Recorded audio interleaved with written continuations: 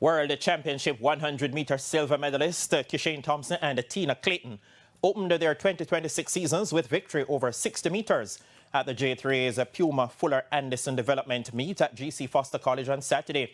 Thompson of the MVP Track Club clocked 6.52 seconds to eke out a narrow win over O'Dane McPherson of Sprint Tech 6.53 and Brian Lavelle of Optimum Track Club 6.54 seconds.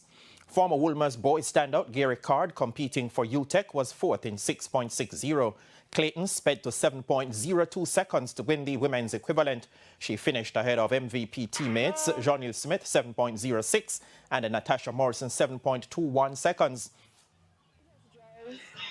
Nothing special about this that I wouldn't do in the 100. I think that wouldn't hold the dry face so short. Things is going well. I've been doing great. So I think this is just going great for me. This year is not a year with